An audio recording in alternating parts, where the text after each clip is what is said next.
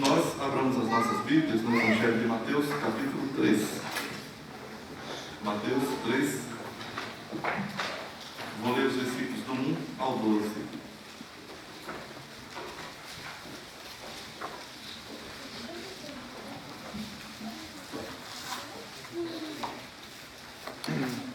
Quero, antes de qualquer coisa, agradecer aos jovens pela direção do culto. E esse jogral que vocês fizeram realmente me tocou. Muito interessante. Muito interessante. Deus abençoe vocês. Percebo que vocês estão crescendo muito na graça e conhecimento de Cristo. Que Deus abençoe a vida de vocês todos. Vamos orar. Deus, nosso Pai, estamos na Tua presença e pedimos a Tua bênção, a Tua orientação, a Tua graça. E que nós possamos falar aqui só e exclusivamente as Tuas palavras, Senhor.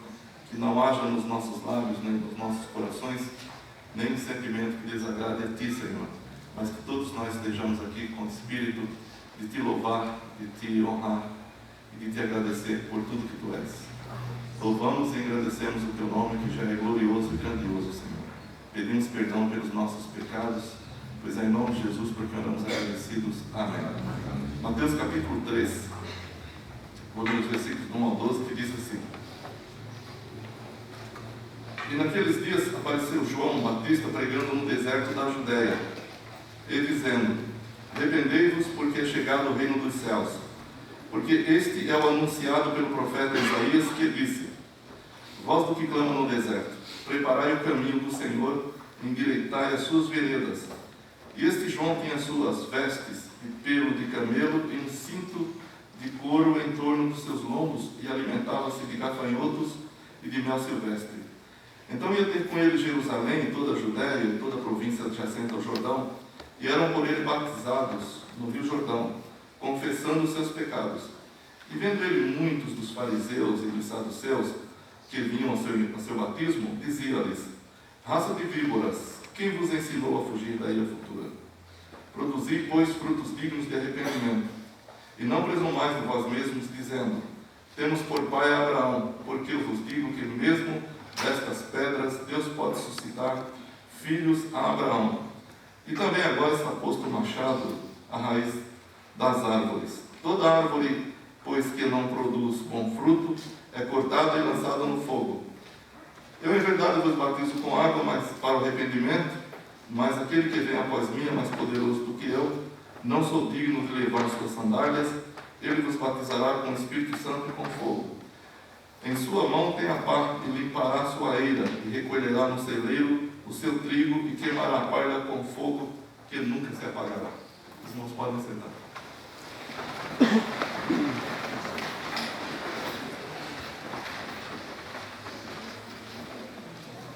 Os dias que antecederam o aparecimento do Messias em Israel foram cercados de muita expectativa, não apenas pelos israelitas, mas para todos os povos que habitavam as adjacências daquela região.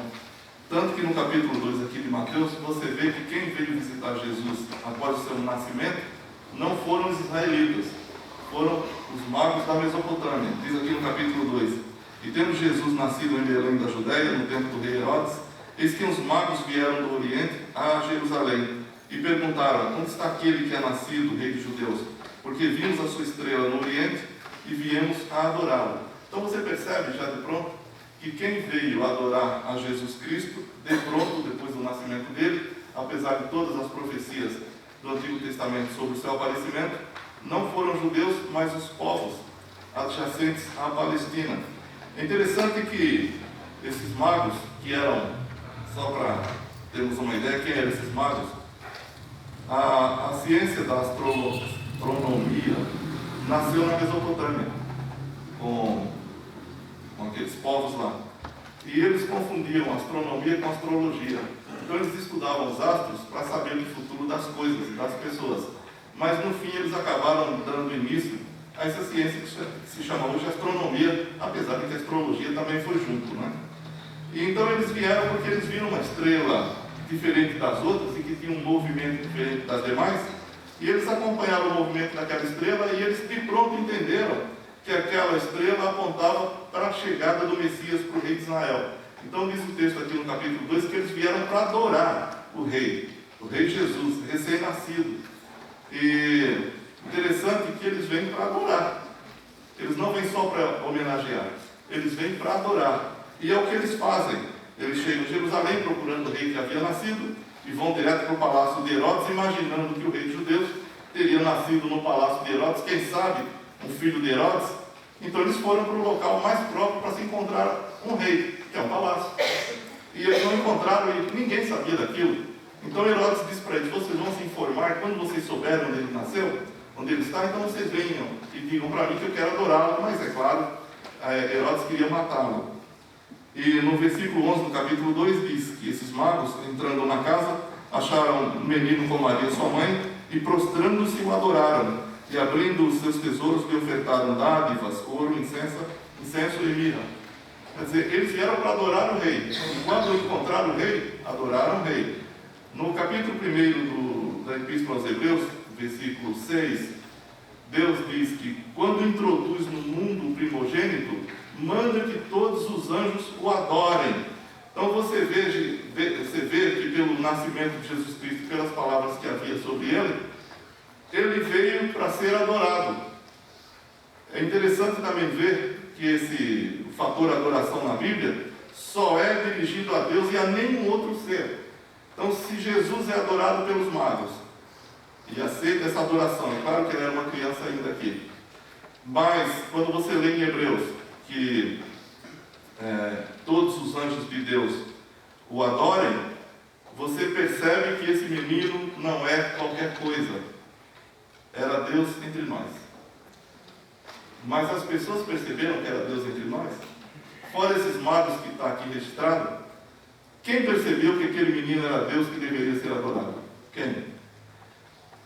Quando Jesus nasceu, Lucas informa também que todos os exércitos dos céus bradaram em glória a Deus nas alturas, paz na terra e boa vontade para com os homens. E anunciaram isso aos pastores de Belém, que foram adorar também o menino. Mas no geral, quando Jesus Cristo apareceu, eu sempre falo dessa ideia nos finais de ano, nos cultos de Natal, que os céus sabiam que aquela criança que estava naquela manjedoura era Deus entre nós, mas os seres humanos não tiveram a menor noção do que era isso. Imagino que as pessoas passavam e diziam: veja esses pobres, não tem nem onde nascer, não tem nem onde morar, ficam fazendo filhos, porque Jesus estava numa manjedoura. Quer dizer, as coisas de Deus têm que ter visão de Deus naqueles que a veem. Se não for por a operação de Deus, através do Espírito Santo, na vida de qualquer pessoa, nenhuma pessoa enxergará Deus. Mas Romanos capítulo 3, a Bíblia diz que não há quem busque a Deus. E de fato não há. Se Deus não vem nos procurar, se Deus não se revela a nós não sabemos nada dele. Se a graça dele não se derrama nos nossos corações, se a sua misericórdia não for patente sobre nós nunca saberemos quem é Deus. João Batista, 30 anos depois desses eventos aqui, sobre os quais falei, então ele inicia o seu ministério. Mateus, ele sempre chama a atenção para que determinada coisa foi cumprimento de uma das profecias do Antigo Testamento.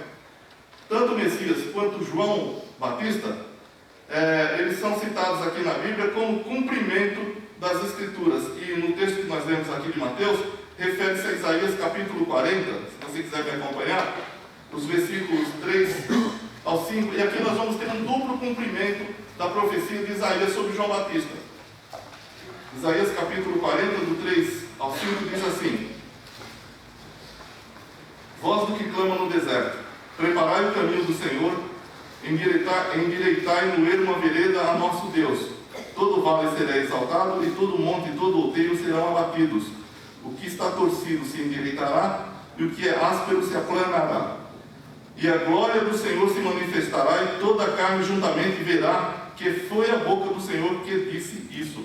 Veja só que coisa interessante. A profecia de Isaías, que Mateus cita aqui no capítulo 3, ela nos dá dois cumprimentos imediatos da profecia que cita aqui em 40 de Isaías. Primeiro, sobre a própria pessoa de João Batista. Isaías disse que ele apareceria, e que depois da mensagem dele, de João Batista, a glória do Senhor se manifestaria. Quem é a glória do Senhor que se manifesta? Ou o que é a glória do Senhor que se manifesta logo depois da pregação de João Batista?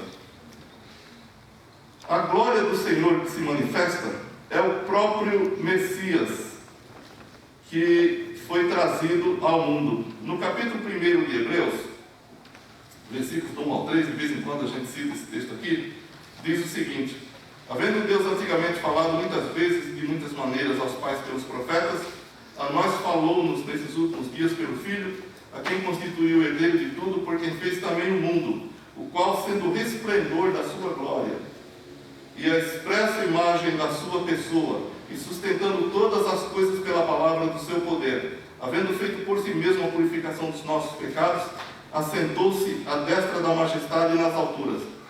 Quer dizer, o que Isaías estava dizendo quando falou sobre a glória do Senhor se manifestar? Que é uma outra coisa também que as pessoas não viram. Quando Jesus apareceu pregando, quem imaginava que Jesus era a expressa glória de Deus? Se Jesus é a expressa glória de Deus, sabe, sobre a expressão glória de Deus, é muito importante que a gente veja isso, porque há uma tendência nos meios bíblicos evangélicos, quando se fala do poder ou da glória de Deus, é que se tem assim algum ato portentoso, assim à vista, algo muito, descer um anjo poderoso, cheio de fogo, etc. e tal. Quando João Batista prega e Jesus aparece, era a glória de Deus que estava lá. Mas quem teve olhos para ver isso? Quem tem olhos hoje para ver a glória de Deus manifesta em Jesus Cristo? Quem pode ver, quem pode enxergar que o Senhor Jesus Cristo, que é a expressa glória de Deus, está aqui no nosso meio, nesse momento, nesse lugar, para receber um culto de adoração do seu povo? Quem tem olhos para isso? Quem vê isso? Você é capaz de ver? Você é capaz de enxergar? A glória de Deus está aqui. Quando o tabernáculo foi inaugurado no deserto, a Bíblia diz que a glória de Deus se manifestou naquela coluna de nuvem e de fogo.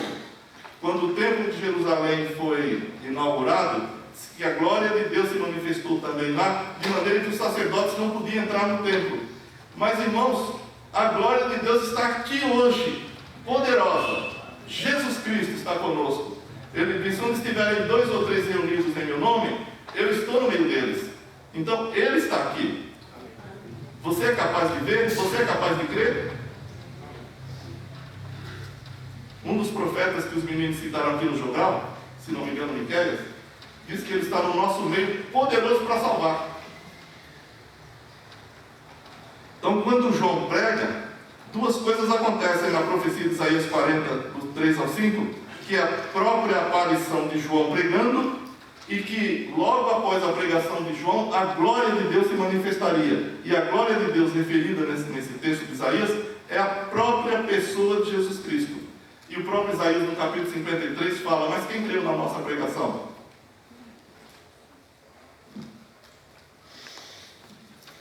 Eu vejo, com pesar, um grande distanciamento do povo de Deus das coisas de Deus.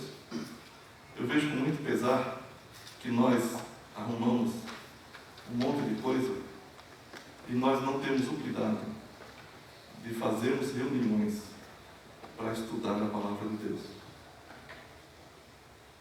Nós sabemos de tudo, de todas as coisas, mas quando alguém nos procura para saber de Jesus Cristo, nós não sabemos o que dizer.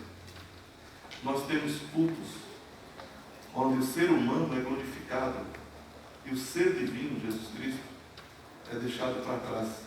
Nós temos reuniões, não aqui na nossa igreja, graças a Deus, onde o ser humano tem todas as suas necessidades providas, mas o Senhor Jesus Cristo não é Senhor. Apesar da placa da igreja, Jesus é o Senhor. Porque não basta a placa, tem que haver atitude. Então João aparece pregando, e esse texto é bem interessante também, porque vem nos mostrar que tudo que acontece em relação a Jesus está preconizado nos profetas. O próprio João, é descrita a roupa dele e o alimento dele. João vestia-se de de uma roupa de couro, né, couro de camelo, que nem eu estou vestido aqui, com um cinto de couro ao redor dos seus lombos. Por que ele estava vestido assim? A gente fala, porque os profetas de Israel se vestiam assim. Não se vestiam, alguns se vestiam, outros não. Quem se vestia assim era o profeta Elias. No segundo livro dos Reis, capítulo 1, versículo 8, quando o rei Acasias pergunta para os emissários que um profeta tinha mandado eles voltarem para anunciar ao rei a palavra do Senhor, o rei perguntou como era esse homem. Era um homem vestido de uma túnica de couro com cinto de couro ao redor, ou de pelos, né, como diz o texto lá. E o profeta Malaquias, quer ver agora? Malaquias, logo está perto de Mateus aí, no capítulo 4, só voltar algumas páginas, versículos 5 e 6, diz assim: eis que eu envio o profeta Elias antes que venha o dia grande e terrível do Senhor, e converterá o coração dos pais aos filhos e o coração dos filhos a seus pais, para que eu não venha e fira a terra com maldição. João se vestia de couro e um cinto de couro ao redor, porque a profecia dizia que ele viria no espírito e virtude de Elias, e Elias se vestia daquele jeito. Então, eu acho tão interessante essas coisas, porque as pessoas não veem. A gente sabe da história, porque a gente lê na Bíblia, mas as pessoas, para quem foi enviado o profeta, Deus falando com o profeta Ezequiel, disse: olha, você fale, quer eles ouçam, quer deixem de ouvir. Você fala, porque eles vão saber que no meio deles houve um profeta. E também Deus há de julgar o mundo pela palavra. Então é muito importante que a palavra seja pregada, mesmo que ninguém se converta, porque Deus há de julgar o mundo pela palavra. Salva e julga. Então o profeta, João era um profeta, vem aqui no espírito e virtude de Elias, conforme as profecias também. E a mensagem de João era bem simples. Ele falava sobre duas coisas basicamente: arrependimento e batismo, como condições essenciais para se entrar no reino de Deus que estava prestes a acontecer. O dia dele estava chegando, em que o Messias deveria aparecer em Israel. Havia uma expectação muito grande sobre a chegada do Messias. Quando você lê um livro chamado História Eclesiástica, de um escritor da antiguidade chamado Eusébio, ele descreve a situação daqueles povos, tanto de Israel quanto da Palestina. Havia-se muita expectativa sobre que naqueles dias em que Jesus nasceu, o Messias de fato apareceria. Havia muita insegurança, havia muito roubo, muito assalto, muito assassinato, havia fome, havia desgoverno, havia tudo que você imagina ou não imagina que acontecia. E outras pessoas estavam muito sedentas de uma razão para viver, porque a religião judaica da Israel, com suas formalidades, já não servia para nada. As religiões de mistérios que existiam naquela região também não atendiam as expectativas do povo. Então havia uma ansiedade muito grande pelo aparecimento do Messias. E esse dia chegou, e João está dizendo: olha, para que você entre no reino do Messias que está para chegar, você tem que fazer duas coisas: arrepender-se e batizar-se. O objetivo do batismo realizado por João, o precursor do Messias, era, em primeiro lugar, ele batizava por imersão. O batismo por imersão, nós os batistas batizamos por imersão, há outros protestantes que batizam por aspersão ou efusão. Nós batizamos por imersão porque essa é a ideia da própria palavra batismo, né? Sepultamento. A palavra vem do grego e significa imersão, batizou. E significa imersão. Então nós batizamos por imersão, mas também é uma tradição que nós recebemos dos judeus, porque os judeus batizavam seus prosélitos por imersão também, né? Então nós continuamos com a tradição. E João batizava por imersão as pessoas que vinham a ele com os seguintes objetivos. Em primeiro lugar, não era um mero ritualismo, mas era um compromisso voltado para o cumprimento formal da lei de Deus que eles tinham abandonado. Visava um rompimento do batizando com a vida de pecados e o desejo de viver e agradar a Deus esperando o Messias. Então João falava: vocês confessem os seus pecados e vou batizar vocês que querem voltar ao cumprimento da lei de Deus, em primeiro lugar. Em segundo lugar, não era assim, era um ato iniciatório, não era um ato que se repetiria. O sujeito chegou: já estou arrependido hoje, vou me batizar. Tá bom. Aí ele pecou, voltou amanhã, vou batizar outra vez. Não, era um ato iniciatório, porque as pessoas que se batizavam, eles tinham desejo de participarem do reino do Messias que estava para chegar. E em terceiro lugar, tinha um caráter futurístico, ou escatológico, porque João dizia, você confessa seus pecados, batiza-se, aguardando o Messias que está por vir. Eu quero que você pegue bem essa ideia, porque tudo isso aqui é tipo do que nós vamos falar a seguir, logo logo. E João então dizia que eles tinham que se batizar, se arrepender em primeiro lugar e batizar-se depois. Essa ideia de arrependimento na boca de João, ela deriva de uma palavra grega, metanoia, que significa mudança de sentimentos e renúncia ao pecado para agradar ou para aguardar a chegada do Messias. Era uma renúncia, inclusive, à religião formal. Quando João está batizando ali e tal, ele percebe que chegam religiosos, os fariseus e os saduceus. Quando nós falamos de fariseus e saduceus, normalmente essa palavra soa mal nos nossos ouvidos, porque no capítulo 23 de Mateus, Jesus chama os fariseus de sepulcros caiados, porque eles tinham uma religião formal, mas no fundo, no coraçãozinho deles lá, eles desagradavam a Deus completamente. Então a ideia de fariseu para nós ela é pejorativa, mas a ideia de fariseu para os israelitas era uma ideia em que eles viam naqueles homens santos. E eles se consideravam santos. Se consideravam mais santos que os demais. Inclusive eles diziam que o resto da população não era de Deus porque não observava a lei como eles observavam. E quando João vê que vem fariseus e saduceus também confessando lá seus pecados, e João pergunta para ele, mas quem vos ensinou a fugir da ira futura, raça de víboras? João tinha essa consciência de que nem a religião formal e nem falta da religião agradavam a Deus. Era necessário uma metanoia, era necessário um arrependimento, era necessário um desejo de aguardar o Messias, e para isso as pessoas deveriam estar vivendo uma vida que agradasse ao Messias quando ele chegasse. Porque João disse, quando ele chegar, o machado está posto à raiz das árvores. Toda árvore que não der fruto bom, ele corta, lança no fogo e o fogo não se apaga. Então, essa é a ideia de João quando batizava. O Messias vai chegar e as pessoas precisam estar de bem com ele. Daí então ele dizia para arrepender-se, para eles se arrependerem e serem batizados. E enquanto João está pregando, o próprio Messias aparece.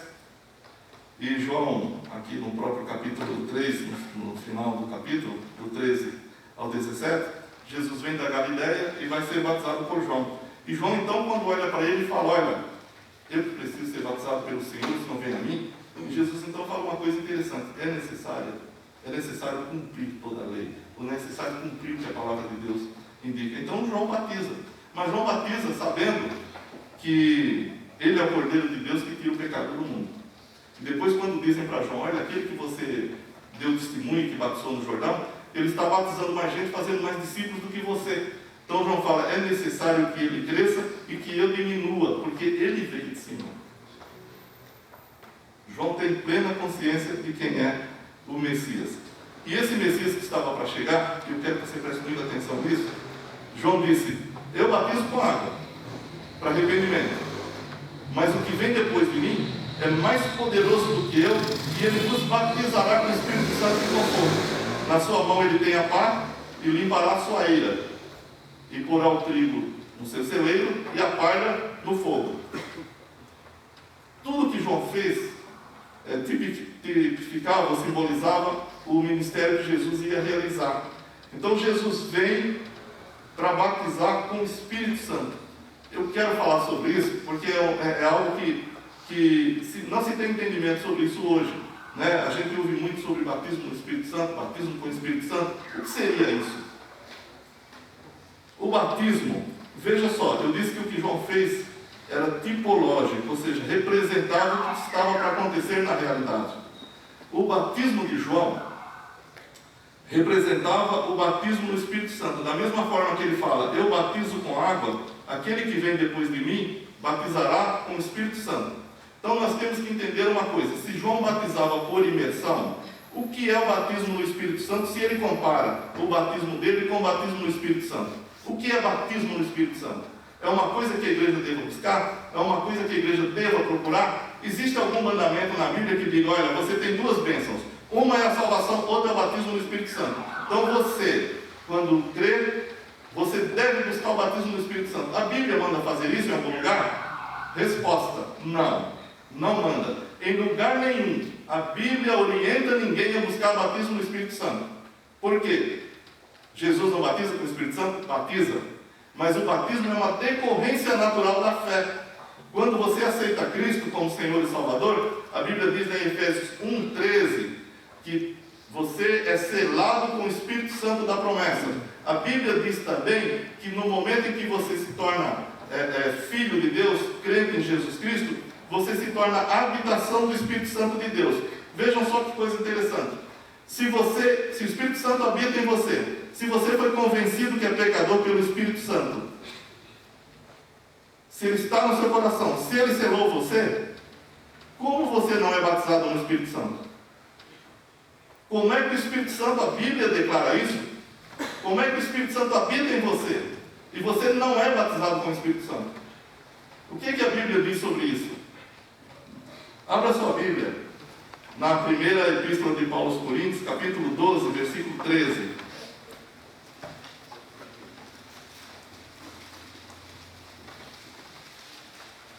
Primeiro aos Coríntios 12, 13. Veja o que está escrito aí. Eu quero que todos encontrem esse versículo, porque a palavra de Deus tem resposta para todas as nossas perguntas, tem resposta para todas as nossas inquirições. É muito importante que a gente saiba o que a Bíblia diz sobre todas as coisas, para que a gente não incorra nos erros que muitas igrejas estão incorrendo hoje. 1 Coríntios 12, 13 diz o quê? Todos fomos batizados em um Espírito. Vamos repetir essa frase? Todos fomos batizados em um Espírito, formando um corpo, quer judeus, quer gregos, quer certos, quer livres. E todos temos bebido de um Espírito. O que a palavra de Deus nos diz? Todos fomos batizados em um Espírito. Se a Bíblia declara taxativamente que todos fomos batizados com o Espírito Santo, como é que eu vou buscar batismo no Espírito Santo, se a Bíblia diz que eu sou batizado no Espírito Santo?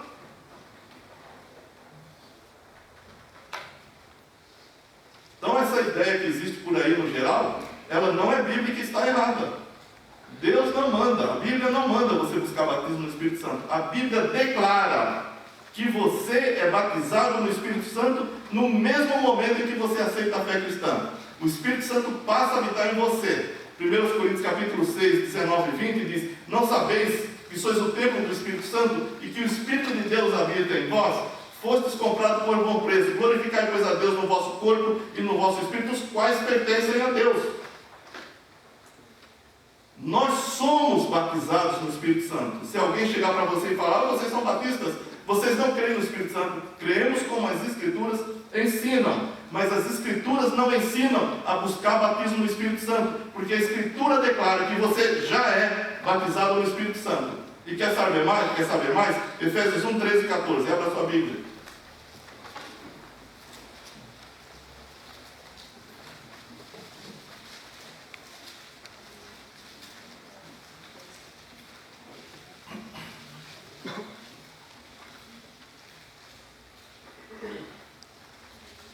Está escrito: em quem também vós estáis.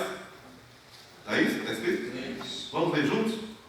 Em quem também vós estáis, depois que ouvistes a palavra da verdade, o evangelho da vossa salvação, e tendo nele também crido, fostes selados com o Espírito Santo, o qual é o penhor da nossa herança, para a eleição da possessão de Deus, para o louvor da sua glória.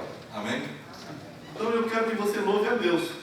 Por quê? Porque você foi salvo pela graça de Deus, você é a habitação do Espírito Santo de Deus, você é batizado. A palavra batizar, como João estava dizendo, se ele batizava por imersão, significa a inserção do crente no corpo de Cristo. Quando você é salvo, você é inserido pelo Espírito Santo no corpo de Jesus Cristo, que é a igreja. Isso chama-se batismo no Espírito Santo. Batismo com o Espírito Santo Não é um fenômeno de glossolalia ou glossolalia, como eles falam, mas é a inserção do crente no corpo de Jesus Cristo. E outra, falar em línguas ou línguas estranhas não é evidência de batismo no Espírito Santo. A Bíblia não fala isso em lugar nenhum, nem em Atos 2. Você é batizado no Espírito Santo, porque a Bíblia declara que você é batizado no Espírito Santo. Não é porque você buscou, é porque você já é. No momento em que você entregou sua vida a Jesus Cristo, você é de Deus, a habitação do Espírito Santo, repito, selado no Espírito para o dia da redenção e batizado no Santo Espírito de Deus. O que é que você tem que fazer como crente? Buscar batismo no Espírito Santo? Não. Louvar a Deus porque Ele já fez tudo por você. Precisa falar em línguas? Não. A Bíblia não diz isso.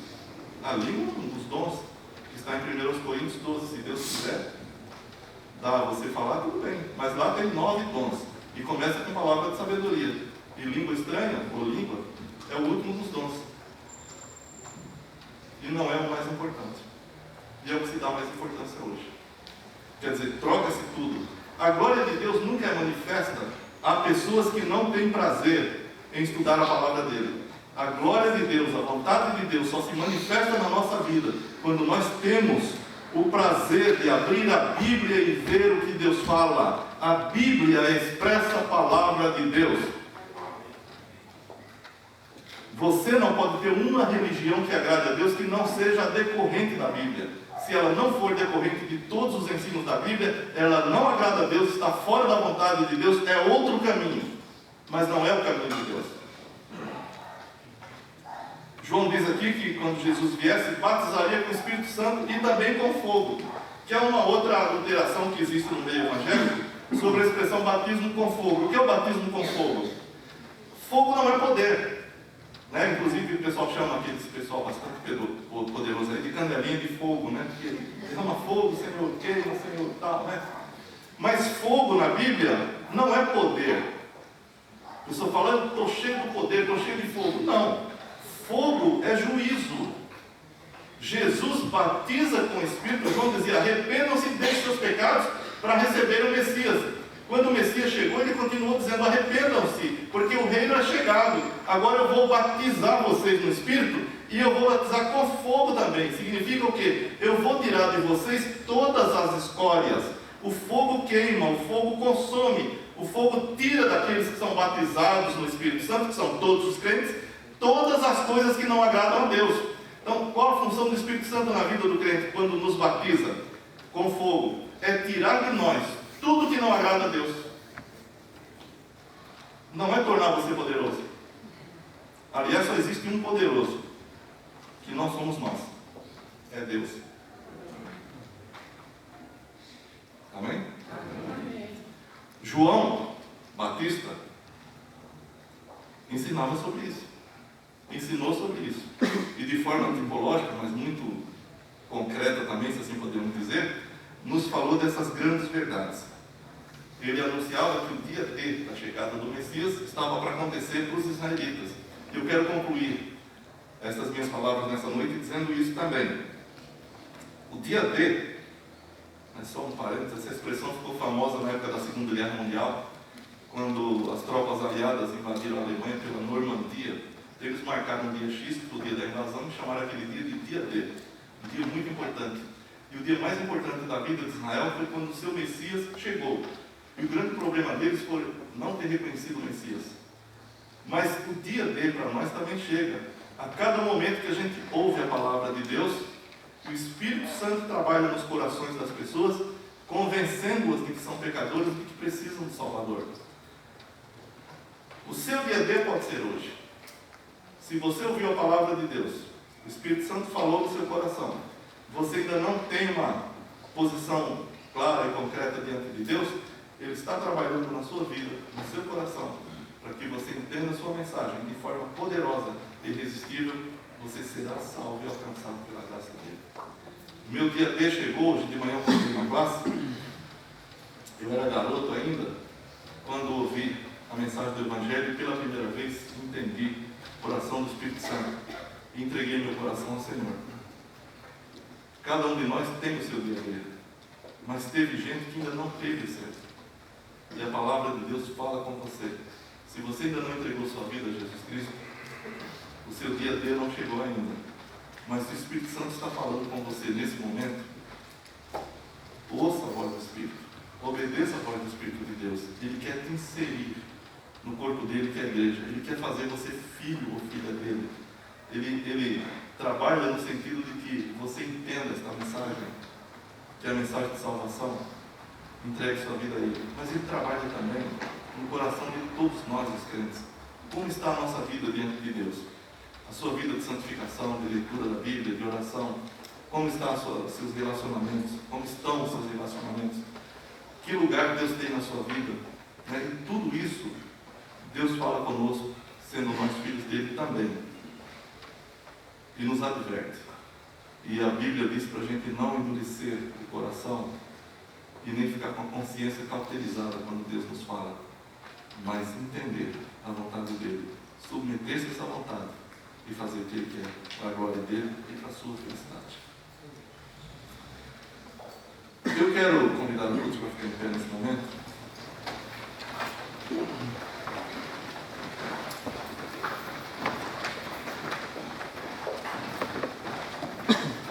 E vou perguntar, sem insistência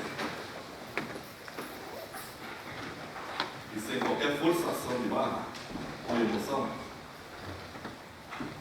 se você que ouviu a palavra dele nesta noite foi tocado pelo Espírito de Deus e quer entregar sua vida a Jesus Cristo. Alguém que, ouvindo a palavra, foi convencido pelo Espírito Santo de que é um pecador e que precisa de um Salvador e quer entregar sua vida a Jesus Cristo, levanta sua mão que eu quero orar por você.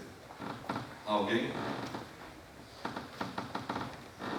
E você que João nos explicou aqui, que para entrar no reino nós devemos confessar os nossos pecados para esperar o Messias. O Messias veio e habita nos nossos corações, mas Ele quer purificar os nossos corações.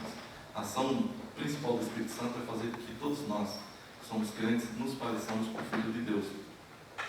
Como está a sua vida? Eu quero que você ore sobre isso nesse momento. Nós vamos orar todos juntos, mas eu peço que você aproveite esse momento para dizer para Deus se a sua vida não está correta diante dele. Você sabe que não está. Não adianta enganar a si mesmo. A pior mentira, já disse o poeta, é mentir para si mesmo. Toda vez que você tenta se enganar, você se prejudica. Então não tente se enganar. Além do mais, se a sua vida não está correta diante de Deus, você deve confessá-lo, porque a Bíblia diz: se confessarmos os nossos pecados, Ele é fiel e justo para nos perdoar os pecados e nos purificar de toda iniquidade. Então, se a sua vida não agrada muito a Deus, confesse isso a Ele nesse momento, enquanto oramos, e faça o que você tem que fazer. Vamos orar. Deus, nosso Pai, estamos na Tua presença, depois de ouvirmos a Tua palavra, e pedimos que, se eventualmente houver alguma pessoa que o Senhor deseja salvar aqui no nosso meio, que o Teu Santo Espírito de fato trabalhe profundamente na vida dessa pessoa e ela entregue sua vida a Ti, Senhor, porque sua vida, a vida dela te pertence, Senhor. E também, Senhor, sobre nós, o Teu povo, nós te pedimos que, se houver alguma coisa nos nossos corações que impeça da Tua glória se manifestar através das nossas vidas, que o Senhor, com Seu fogo santo, queime isso de nós, tire isso de nós, nos dê a consciência desse pecado e nos perdoe, em nome de Jesus. E peço, Senhor, agradecido e confiante em Ti, em nome do Teu Santo Filho Jesus, porque andamos agradecidos. Amém.